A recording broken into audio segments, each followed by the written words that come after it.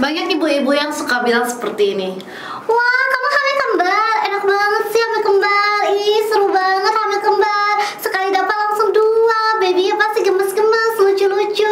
Iri deh, pengen juga nih hamil kembar. Gimana sih caranya hamil kembar? Mau dong hamil kembar juga kayak kamu. Hai Moms, kembali lagi di sesi curcol ya Moms. Jadi pada kesempatan hari ini Mami akan men-share tantangan ibu hamil kembar. Jadi Mams, setiap kehamilan punya tantangannya sendiri. Mau hamil tunggal, bahkan hamil kembar. Tapi hamil kembar memiliki tantangan dan masalah resiko yang lebih tinggi dibandingkan hamil tunggal.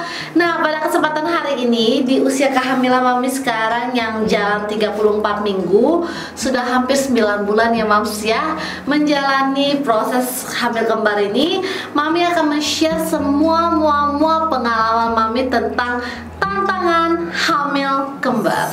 Tantangan yang pertama, morning sickness yang sangat lebih parah dibandingkan hamil tunggal.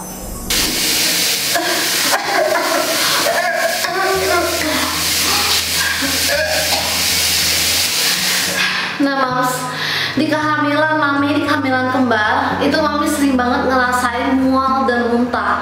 Padahal di kehamilan tunggal Mami nggak pernah merasakan mual dan muntah loh Mams ya.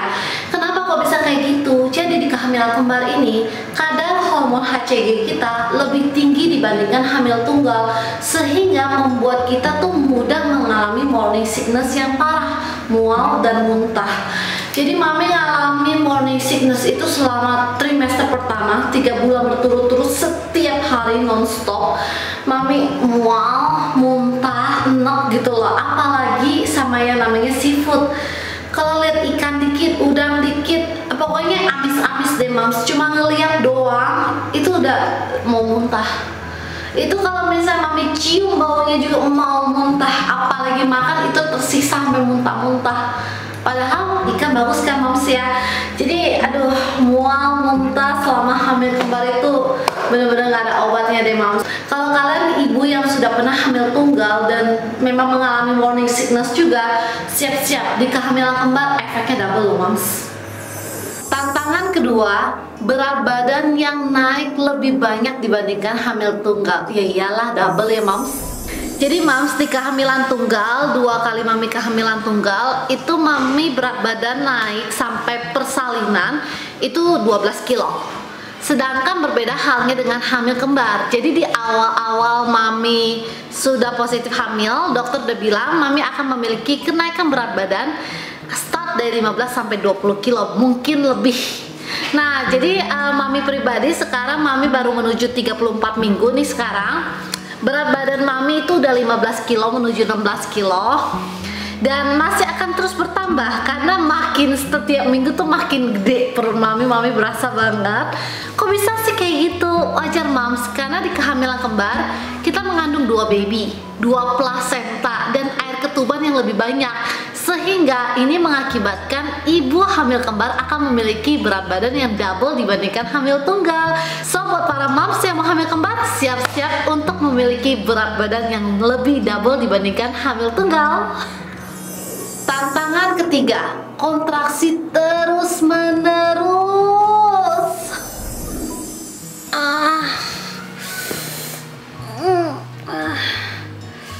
Kontraksi lagi, perutnya kenceng lagi, sakit banget.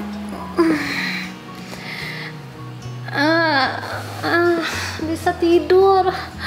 Gimana ya, sakit banget.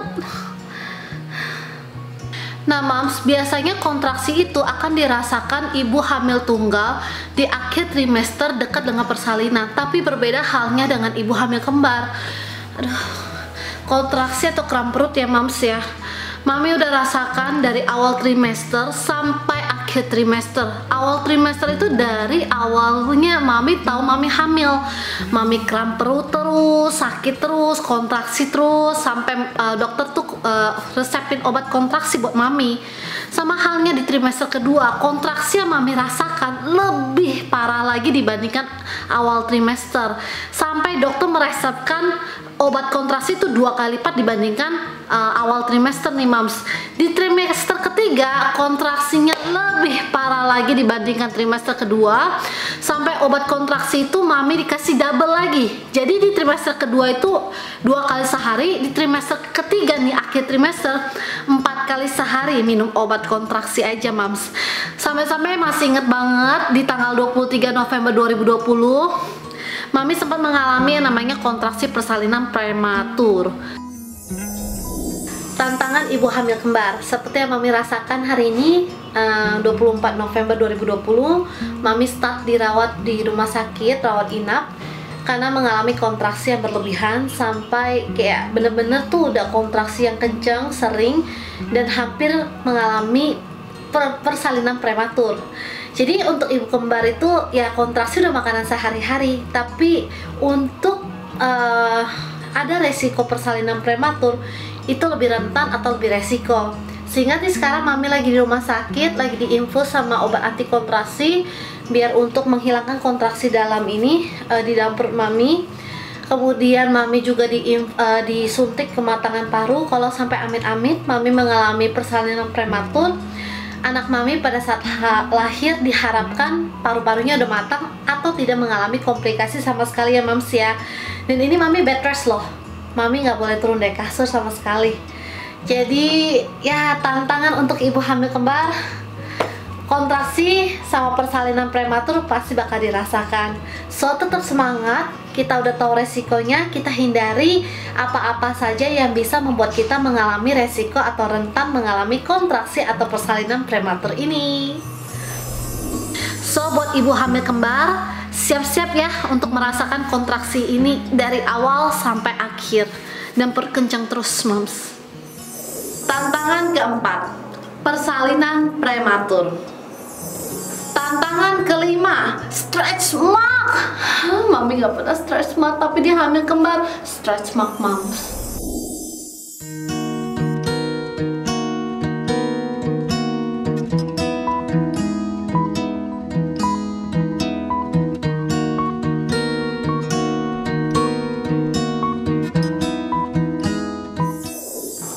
Tantangan keenam, anemia.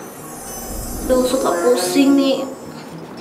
Jadi Mams, ibu hamil kembar sangat beresiko untuk kekurangan anemia. Jadi anemia adalah salah satu gejala ibu hamil kekurangan zat besi. Dan kebanyakan ini ibu hamil kembar, kekurangan zat besi dalam darah yang rendah sehingga meningkatkan aliran darah. Dan yang Mami rasakan itu ngantuk gitu loh, suka ngantuk tiba-tiba, pengen tidur, terus pusing gitu, rasanya nggak enak banget, kayak mau pingsan. Jadi Mami sendiri sudah melakukan infus untuk penambahan zat besi itu sebanyak 2 kali. Jadi waktu itu Mami di trimester kedua Mami melakukan suntikan zat besi itu di rumah sakit Bunda Menteng. Mami suntik kurang lebih 1 jam. Jadi after udah suntik enakan, badan tidur juga lebih enakan. Di trimester ketiga kembali lagi zat besi Mami kurang, yang akhirnya mengakibatkan Mami masuk rumah sakit lagi dan Mami suntik zat besi kembali. So buat kalian ibu-ibu yang mau hamil kembar, siap-siap, karena gejala anemia ini paling sering terjadi pada ibu hamil kembar, dan itu wajar kok. Tantangan ketujuh, susah bobo. Hai Mams, jadi kalau misalnya ibu hamil tunggal, pengalaman Mami dulu itu paling enak ya bobonya ya, paling gampang deh bobonya. Berbeda halnya dengan ibu hamil kembar, salah satu gejala yang akan dirasakan ibu hamil kembar itu adalah sulit tidur. Jadi itu Mami rasakan sulit tidur tuh dari trimester pertama. Itu tuh udah susah bobo, bisa 2 hari sekali tuh nggak bobo gitu loh, melek sampai pagi padahal nggak minum teh sama kopi, dan rasanya capek banget. Kok bisa kayak gitu? Karena itu adalah kontraksi dan kram perut yang Mami terus rasakan dan makin melonjak ketika malam hari gitu. Jadi bawaannya susah bobo, keringet dingin dan lain sebagainya. Trimester kedua juga susah bobo juga, tapi lebih mending dibandingkan trimester pertama. Di trimester ketiga itu juga susah bobo. Jadi kemarin malam itu melek terus sampai jam 4 pagi, itu kram. Jadi kayak ini kan baby makin gede, kanan kiri salah, telentang juga salah, sesak nafas. Terus mau bobo bobo gimana. Jadi kebanyakan dari pengalaman yang di-share sama dokter, ibu hamil kembar itu di akhir trimester kebanyakan pada tidurnya sambil duduk. Jadi boleh dibilang sulit tidur dan cukup lelah. So buat ibu yang mau hamil kembar, siap-siap susah bobo. Tantangan ke-8, sakit pinggang dan punggung yang berlebihan. Beneran ini bener-bener nusuk banget. Aduh, jadi sakit pinggang yang berlebihan itu mami rasakan. Kalau di trimester pertama sakit pinggangnya itu tuh cuma sekitar 2-3 hari. Pada saat awal-awal mami mengalami kehamilan, dan sakit pinggang tuh mulai berasa tuh di trimester kedua di usia kehamilan 5 bulan.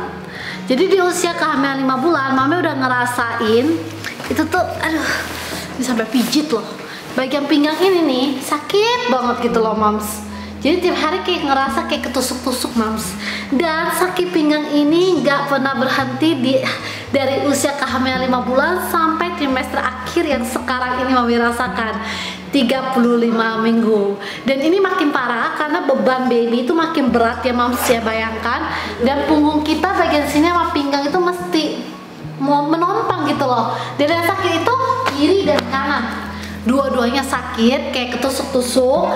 Jadi buat moms yang pengen hamil kembar, siap-siap untuk merasakan sakit punggung dan pinggang yang berlebihan banget sih dibandingkan hamil tunggal. Beda, rasanya double.